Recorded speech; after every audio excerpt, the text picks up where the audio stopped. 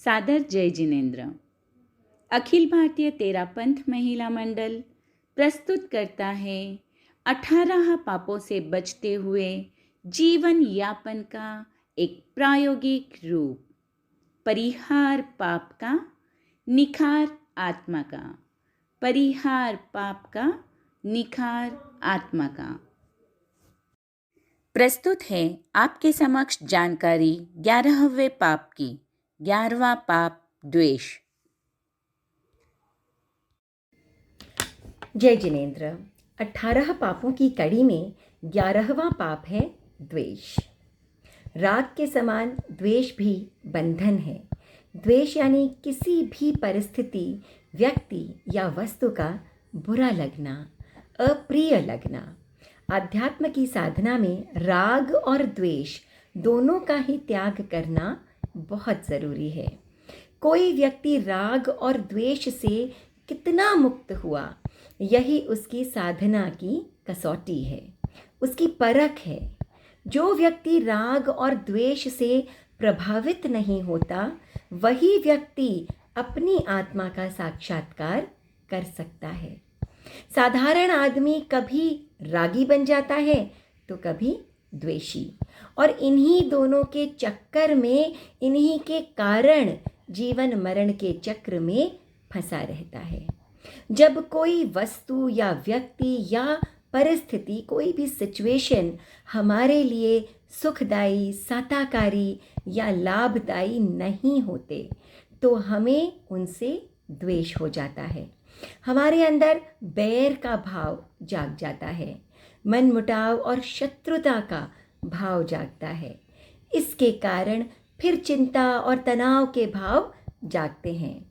हम उस व्यक्ति के बारे में बुरा सोचने लगते हैं, उसे या उसके बारे में भला बुरा कहते हैं या सोचते हैं।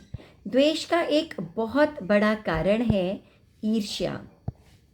कोई व्यक्ति जब गुणी होता है, आगे बढ़ता है, सबको प्रिय लगता है, तो भी द्वेषी व्यक्ति को उससे ईर्ष्या हो जाती है और मन में उसके प्रति बैर के भाव जाग जाते हैं।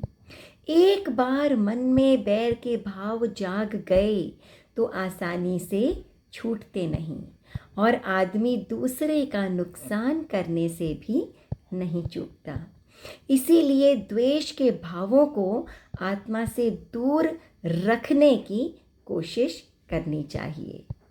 एक बात हमेशा ध्यान रखें कि एक लकड़ी यदि किसी का घर जलाना चाहती है तो सबसे पहले उसे खुद जलना पड़ेगा।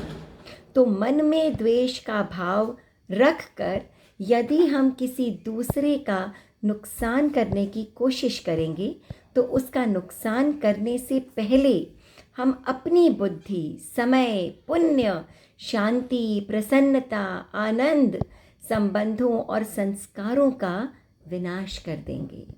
इसीलिए किसी भी व्यक्ति के गुणों से, उसके धन ऐश्वर्य से, परिवार, कुल या जाति से, ज्ञान से, सुंदरता से, तपस्या से, किसी भी प्रकार के लाभ से ईर्ष्या नहीं करनी चाहिए। ईर्ष्या नहीं होगी तो द्वेष भी नहीं टिकेगा। कोई भी व्यक्ति अगर आपसे ईर्ष्या करे तो, या कह सकते हैं द्वेष रखे, तो भी उसे तराजू में तोलने की कोशिश ना करें। आप उसके प्रति जजमेंटल ना हो, समता भाव रखें। उससे बदला लेने की बजाय या अपने आप को श्रेष्ठ साबित करने की बजाय अपनी आत्मशक्ति और सहन शक्ति को बढ़ाने की कोशिश करें। ये जो द्वेष के संस्कार हैं, ये आदमी के दुख और निराशा के कारण बन जाते हैं, कर्म बंधन का कारण बन जाते हैं। इनसे जितना दूर रहें उतना ही अच्छा है। और कभी कभी इस द्वेष के संस्कार बहुत लंबे खिंच जाते हैं, जन्म जन्मांतर तक पीछा नहीं छोड़ते, प्रगाढ़ कर्म बंधन का कारण बन जाते हैं। इस अवसर्पिणी काल के 23वें तीर्थंकर पार्श्वनाथ भगवान के 10 भव पूर्व के जन्म में वे एक मरुभूति नाम के ब्राह्मण थे। उनकी एक बहुत सुंदर पत्नी थी। उनका भाई कमठ था और वो जो पत्नी थी उसका और कमठ का अनैतिक संबंध हो गया, जिसकी शिकायत मरुभूति ने राजा से कर दी। कमठ को राजा ने सजा दी और प्रजा के सामने अपमानित भी किया। कमठ के मन में मरुभूति के प्रति तीव्र द्वेष का भाव जाग गया। उसी जन्म में पत्थर मारकर उसने अपने भाई मरुभूति की हत्या कर दी। लेकिन इसके बाद भी उसका जो द्वेष भाव था वो समाप्त नहीं हुआ।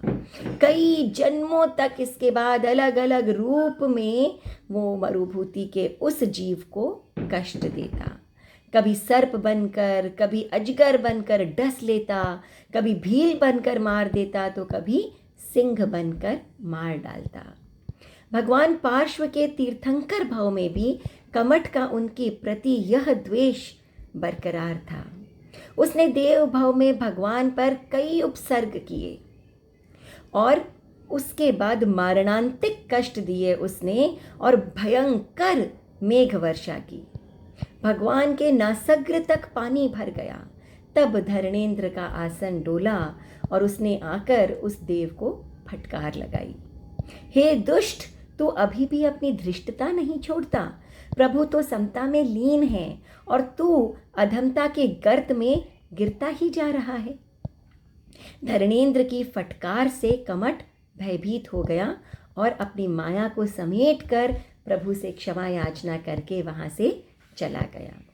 तो देखिए कैसे जन्म जन्मांतर तक द्वेष की परंपरा चलती चली जाती है और आत्मा का पतन होता चला जाता है। तो साधना के पथ पर आगे बढ़ना है तो राग के साथ द्वेष से ऊपर उठने की कोशिश भी हमें करनी ही होगी। तो हम यही कोशिश करें और अपने पुरुषार्थ से इस पथ पर आगे बढ़ें। धन्यवाद। ओम अरहम। जय जिनेंद्र। आप इस पाप को समझकर इससे विरत होने की प्रेरणा प्राप्त करें। धन्यवाद।